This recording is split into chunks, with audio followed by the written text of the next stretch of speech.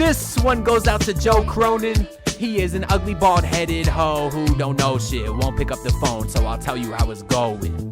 The full diss track will be at the end of this video, so make sure to stick around for that if you haven't seen it yet. But why did I feel so compelled to write an entire diss track on the Portland Trail Blazers GM? Well, it's not because I'm in shambles like all the Blazer fans are saying about me on Twitter after they saw the video. They were either saying, one, that I'm cringe, which I get. The video wasn't made for y'all though. It was made for Heat fans to poke fun at a guy we've been talking about for 79 days now, because I believe we're on day 79 of Dame Watch, which is crazy. But they either say I'm cringe, or the Blazer fans say that Heat fans are finally getting scared about losing Damian Lillard. Now, me personally, I feel quite the opposite. I'm more confident than ever that Dame is going to end up here. Although there was a report just yesterday from Mark J. Spears saying there's now a mystery team that's involved in the Damian Lillard sweepstakes. Now, it wasn't a hard report. He was more so just talking, throwing it out there. He says he doesn't think the Celtics would be involved, although there's another team he heard about that he doesn't want to mention, which is weird. As a reporter, you think he'd want to mention. But he also does throw out there that it'd be very risky for a team not named the Miami Heat to trade for Damian Lillard. Now, that part of the report was interesting to me because Mark J. Spears is the same guy who did the sit down with Damian Lillard just a few weeks ago. And we know it's been well documented that they have a very close relationship. So on one side, that's concerning to me as a Heat fan, because why would Mark J. Spears make up a report about a mystery team if it wasn't true? And in theory, that type of report gives the Trailblazers leverage in a way to scare the Miami Heat into giving up additional assets. So that's one side of it, right? It could be concerning for me, or it could have just been Mark J. Spears saying, hey, if you're a team not named the Miami Heat, don't trade for Dame because I'm trying to help out Dame and I know he won't be happy. But my goal of this video is to be an unbiased Heat fan and go through every single team in the league until we narrow down who could possibly be this mystery team. Now, of course, there's all kinds of stipulations and 1,000 variables that I can't account for. So if there's something that you think I might have glossed over or missed that you do think is relevant, feel free to let me know down in the comments below, because I'm sure that it's possible that there's something I missed or that you don't agree with. But the first step at removing teams are the teams that I call non-contenders, even if you were to add Dame to the existing roster. So basically your bottom of the barrel teams. And there I got the Charlotte Hornets, the Houston Rockets, Orlando Magic, obviously the Blazers because he's already there, San Antonio Spurs, Pistons, and Wizards. Those are the 7 teams right there that I think even adding Dame to the current roster without trading anyone, I still don't think they're good enough to compete for anything. Step 2 I got is teams that already have their point guard of the future. That of course be the Grizzlies with Ja Morant, the Atlanta Hawks with Trae Young, Kings with De'Aaron Fox, Nuggets with Jamal Murray, the Thunder with kinda Giddey or Shea. There's been a lot of rumors that maybe that could be a team that can make a push for Dame. Let's say they're like a 4 seed come trade deadline, and maybe they want to swing a trade for a guy like Dame. I don't see it just because he is so far the opposite from everybody else on the roster with regards to age and with regards to their timeline. So even if the Thunder don't look as giddy as the point guard of the future, I just don't think Dame makes sense for the timeline. That's why I added the Thunder in this category, as well as the Cavaliers, who have Darius Garland, and the Indiana Pacers, who of course have Tyrese Halliburton. So that's another 7 teams that we eliminated right there. Now, step 3, I removed teams who don't have matching contracts to match the salary of Damian Lillard in a trade without trading one of their star players. Because of course, for the Boston Celtics, for example, yeah, they could trade Tatum for Dame, but why would they do that? Essentially, any team that's trading for Damian Lillard would want to add him to their current core of star players. So if they can't match the money without trading a star player, they're on this list. Keep in mind, a lot of these teams have guys that they just signed who can't be traded for another 2 to 3 months. Some of the guys can't even be traded into the middle of January because of certain stipulations that I can't feel like getting into because it's a lot, right? But the point is, the mystery team is rumored to get traded for Dame yesterday. That report came out yesterday. So it obviously can't be a team that wants to trade a guy who's not available to be traded in January. Makes sense? So the teams I got in this category are the Chicago Bulls, who of course have a ton of money tied up between DeMar and Zach and Vucevic. I got the Phoenix Suns.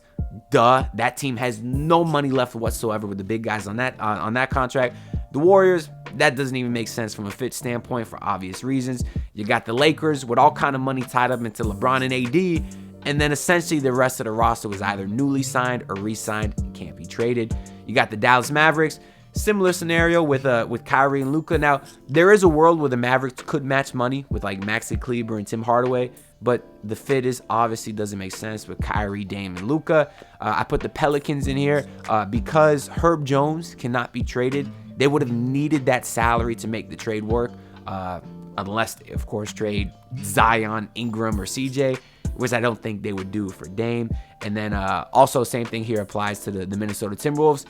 The really only big money guy they got that's not part of their current core of Gobert and Edwards and Towns is Mike Conley, and even with him, they don't have enough money to make the deal work because even Naz Reid can't be traded for a couple months. So that leaves us with 8 teams. You got the Clippers, the Jazz, Bucks, 76ers, Celtics, Nets, Toronto, and Miami. So what I kind of want to do is go through all of those teams and show their best possible trade package, and then kind of go in order from not possible at all to not likely to hey, these guys do have a better package than Miami, and therefore is a possible trade destination. So, of course, starting with the Miami Heat, I have them sending over Tyler Hero, Jaime Jaquez Jr., Nikola Jovic, 2 first-round picks, and Duncan Robinson to make the money work. Now, when I was saying earlier about all these different variables that could come into play here, well, the reason I have Duncan Robinson instead of Kyle Lowry, who is a more beneficial contract to the Trailblazers because he's expiring, is that that's actually too much money for the Trailblazers to take on if the Heat send Jaime and Jovic. If the Heat were to take away one of those guys, we could then replace Kyle Lowry with Duncan Robinson. But we can even do that as is, sending over both young guys, and the Blazers could just send back a smaller contract, or we could send a guy to a third team. There's all different kind of variables in this instance. I just tried to make it as simple as possible for the purpose of this video. Because even another variable could be the Heat have the ability to unlock a 3rd first-round pick if they do a side trade with OKC, but I didn't want to start getting into 3-team deals because, again, we're trying to keep it simple for this video. But in theory, this is the best possible package that the Miami Heat could send, and that would give them a potential starting lineup of Damian Lillard, Josh Richardson, Jimmy Butler, Caleb Martin, and Bam Adebayo. If not the championship favorites, which in my eyes they would be, but many may not agree, they may not be the favorites, I think everybody would agree that they are at least contenders. But moving on, out of the teams remaining, there's a few that I still think have no shot. The first one is the Milwaukee Bucks, whose best trade package could be Drew Holiday, Bobby Portis, and only 1 first-round pick. They are really lacking draft capital just because of the Drew Holiday trade and other things, which led to a championship for the Bucks, so it was all worth it. But a couple of things here. One, why would the Blazers want Drew Holiday? He's 33 years old, doesn't fit their timeline. He's a guard, all things that are not beneficial to them. And also, this just isn't a better deal than Miami because they can only offer 1 first-round pick as opposed to Miami's 2. And if you're asking about, if the Bucks would trade Lopez and Chris Middleton, they can't. Again, those are examples of guys that were recently signed or re-signed, and therefore they cannot be traded for a few months. So I think the Bucks are completely off the table in this instance. Although Giannis is starting to put some pressure on that front office to make some moves, I don't think this is it. Another team that I think has no shot is the Clippers, whose best package could involve Marcus Morris, Robert Covington, and Zubac for salary filler. They got Terrence Mann, who's still a nice young player, and then 2 first-round picks. So, again, some more variables here. They could throw in Norman Powell, who makes $18 million a year, but he's got 3 years left on his deal. I don't think that's something the Blazers would want, considering I guess they already traded him. And if you're looking at valuable assets, Terrence Mann is really the only great young piece that you're seeing in this deal, but he's a guard. And if the Blazers don't want Tyler Hero, I don't think they'd want Terrence Mann. And even in this case, this deal is virtually equal in value to the Miami Heat deal. If anything, it's worse because I think the Heat are sending 2 nice young players in Jovic and Jaime in addition to Tyler Hero, but still you can debate which deal is better. Point is, this deal is not substantially better than the Miami Heat's offer. And something that I think we need to take into account when looking at the rest of these trades is for Portland to accept an offer outside of the Heat's offer, it has to be significantly better. Because if they send Dame to a destination that's not his preferred destination, keeping in mind Dame is arguably the greatest player in their franchise history, that will be a PR nightmare. There's already tons of Blazer fans who are taking Dame's side over the front office side because they don't like the way the front office has handled the organization and Dame over the last 12 or 13 years. So if you go with fans already upset at you, and then you trade likely a lot of their favorite players of all time, if you trade him to a team that's going to make him upset, PR nightmare. The Trailblazers would need to make it absolutely worth their while to piss off Damian Lillard, and this deal is obviously not it. And the next team I think we can cross off is the Utah Jazz, whose best possible package would be Colin Sexton, Kelly Olynyk, Taylor Hendricks to make the money work. They also throw in Walker Kessler. Now, of course, they have a million first-round picks from the Gobert and Mitchell trade, so in theory, they could beat the Heat's offer, assuming Portland values first-round picks. But just looking at this Jazz team, they're essentially gutting their entire roster to build around John Collins, Lauri Markkanen, Damian Lillard, and nothing else. I'm not even sure that team makes the playoffs, let alone a championship contender. And I think it makes no sense for the Jazz to make this move for that reason. Moving on, the Philadelphia 76ers, their best trade package could be James Harden, which essentially makes the money work itself. And then also they'd be throwing in Daniel House Jr. and Tyrese Maxey, which would be the big piece here. Now, they only have one first-round pick, so because of that alone, I don't think they could beat the Heat's offer. And same thing we were saying earlier, Tyrese Maxey's a guard. If they don't want Tyler Hero, why would the Blazers want him? I don't know. I don't think this package comes close to beating what the Miami Heat have, and therefore I am ruling them out. The last team that I think has absolutely no shot is the Boston Celtics. They're sending over Brogdon, Rob Williams, Al Horford to make the money work, and they do have 3 first-round picks. Now, if you're looking at this from a cap standpoint, you got 4 giant contracts on the Celtics now with Porzingis, Brown, Tatum, and Damian Lillard. Clearly, the rest of the roster will be terrible. However, I do think that's a good enough big 4 that could contend. But I don't think that this package is better than what the Miami Heat can offer. They're offering 3 first-round picks and essentially salary filler, unless the Trailblazers value Robert Williams, who I think is fine. I don't think he's a super great, young, promising player. So I throw this out the window. This package just, quite frankly, doesn't make any sense, in my opinion, for the Portland Trailblazers. So that leaves us with 3 teams. You got the Toronto Raptors, Brooklyn Nets, and New York Knicks. So from the Raptors standpoint, they can offer a monster package of Anunoby, Gary Trent, Scotty Barnes, who are all under 30 years old, and they have 3 first-round picks. Now, this package absolutely beats what the Miami Heat have by a mile. When I say substantially better, this is substantially better. But if you're looking at this, would the Raptors do this? Would they actually send Scotty Barnes, who we know they value as a piece of their future? I don't think so, but theoretically they could, right? But that'd give them a starting lineup of Damian Lillard, Grady Dick, Otto Porter, Siakam, and Jakob Poeltl. I don't think that puts the Raptors anywhere near close to contention, and therefore I don't think they make this move either, so I'm ready to cross them off the list. The next team we got is the Brooklyn Nets, who have a lot of different avenues to acquire Damian Lillard just from a contractual standpoint.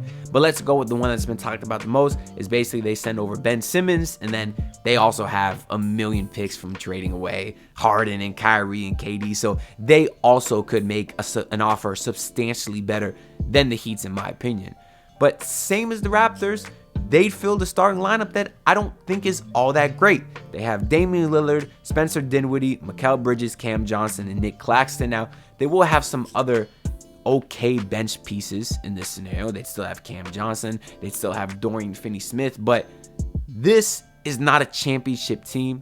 And for this reason, I also don't think they pull the trigger on a Damian Lillard trade. So that leaves us with one final team, perhaps the most polarizing team in the entire NBA.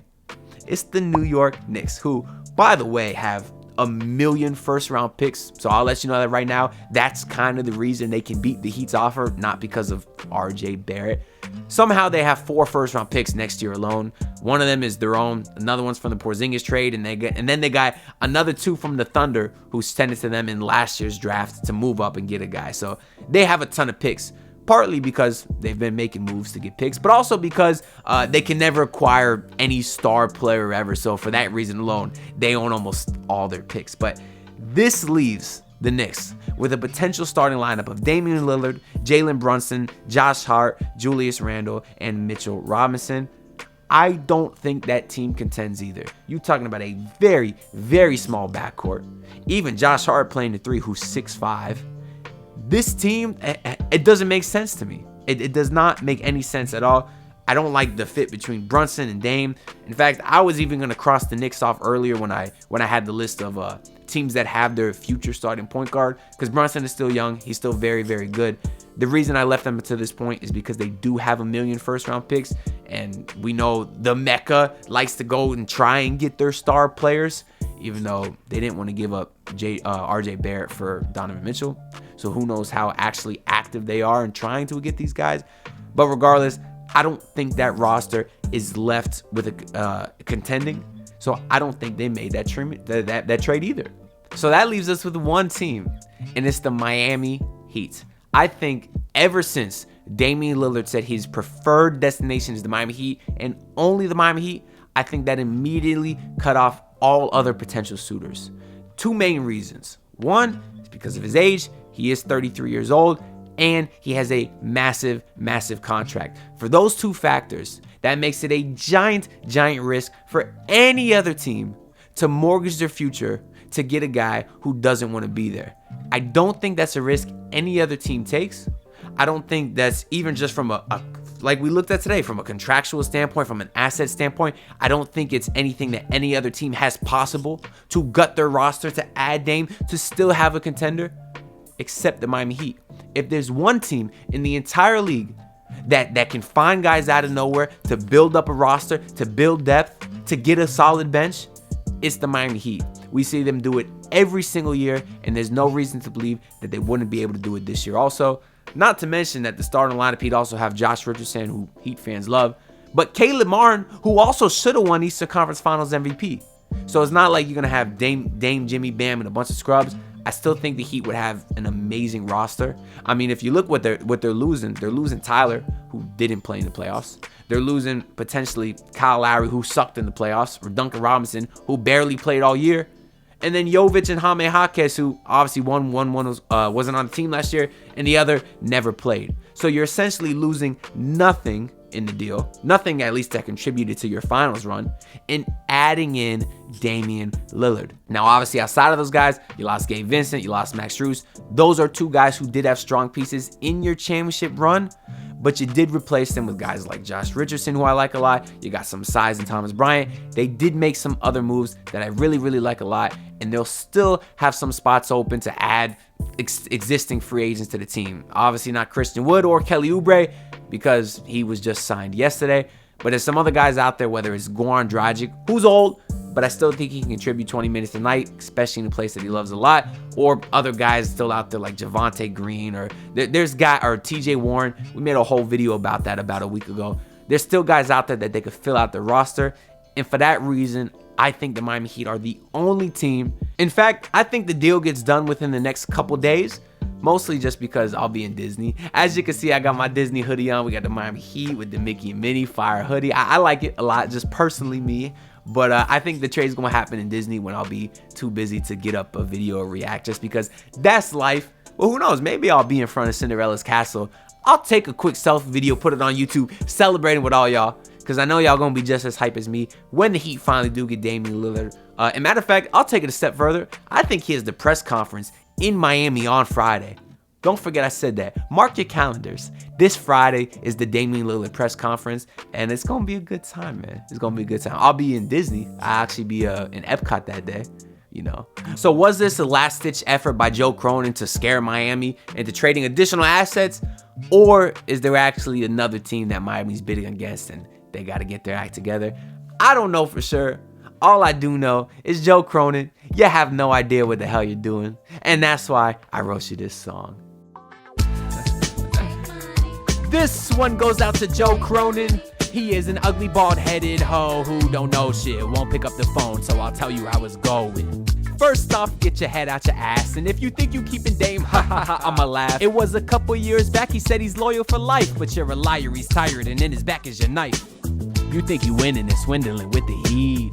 You got for fetish, you always end in defeat. If you Lord of the Flies, then Pat is Lord of the Fleas. But you still think you Woody with Andy down at your feet. You haven't heard, Andy Ellisberg will not be deferred. You like Verb, haven't said a word, phone on don't disturb. You absurd, Portland kicks you to the curb. It's deserved for finishing third when the 3-team trade for Dame confirmed. Pat take his nuts, dragging balls on your face. Kamehameha, kids is here to stay. You give us Dame, but we also keeping Jovic. And if Pat wanted to, he also would take yo bitch. Slip back his hair, that's something you cannot do.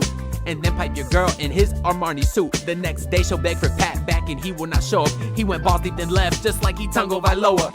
Cronin, I'm candid, I'll tell you I can see your future is grim like in Billy and Mandy. If you do Dame dirty like Dirty Dan Sandy, who's sleeping like Pat, now I'll pass it to Andy. I got a problem with you, here's the matter, dude. I'm kinda mad at you, I'm mad at you because your attitude is getting rather rude. Show gratitude to Dame cause you never made it seems better. His 2 longest tenure teammates are Harkless and Myers Leonard, who are bums. Yes, Heat fans know that they both suck.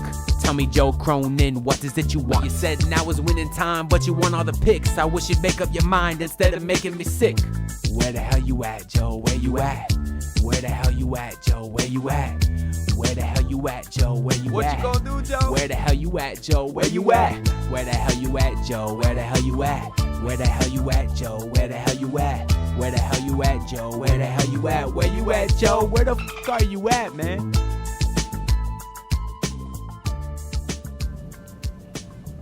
This song sucks. I mean, this guy gotta get a life, bro. I mean, what is he even doing with it?